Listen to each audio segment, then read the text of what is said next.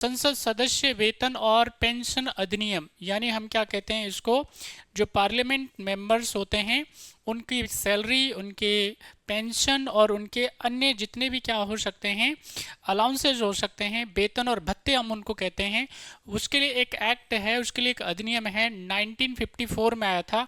और इसी के तहत उनको क्या किया जाता है, पेमेंट की जाती है, उनको अलाउंसेस दिए जाते हैं, उनको पेंशन दी जाती है।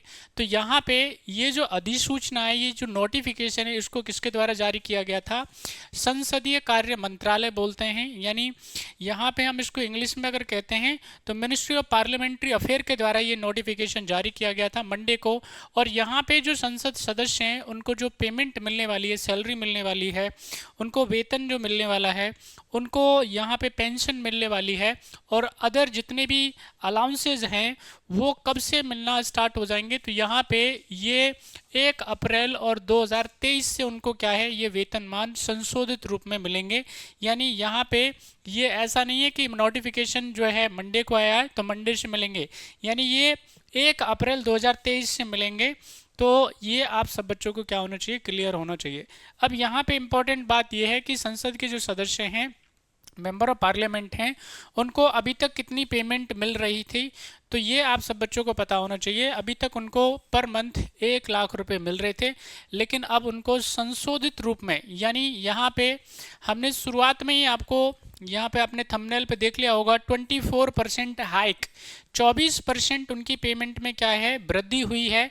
तो ओबियसली बात है, यहाँ पे अब नई जो सैलरी होगी उनको, जो हर महीने वेतन मिलने वाला है, वो 1,24,000 रुपये मिलने वाला है।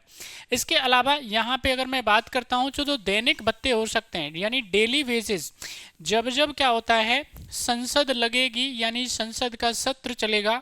आप सारे बच्चों को हम पहले भी बता चुके हैं, एक बार फिर से बता देते हैं। जो संसद होती है बेसिकली, उसके 3 सत्र होते हैं। वैसे क्या है, संसद जो है बेसिकली साल में कम से कम 2 सेशंस तो होने चाहिए। एक सेशन से दूसरे सेशन के बीच में 6 महीने से ज़्यादा का अंतराल नहीं होना चाहिए, डिफरेंस नहीं होना चाहिए, समय नहीं होना चाहिए। तो यहाँ पे हर 6 महीने के अंदर अंदर क्या हो जाना चाहिए, संसद की बैठक हो जानी चाहिए। ये क्या है, कॉन्स्टिट्यूशनल प्रोविजन है, संवैधानिक ये प्रावधान है। लेकिन परंपरा हमारे देश में क्या है, हमारे देश में अभी तक 3 सेशन हो रहे हैं, लेकिन ये ज़रूरी नहीं है, 3 सेशन भी हो सकते हैं, 2 सेशन कम से कम होंगे, 4 भी सेशन होते हैं। तो यहाँ पे ये सब बच्चों को अच्छे से पता होना चाहिए।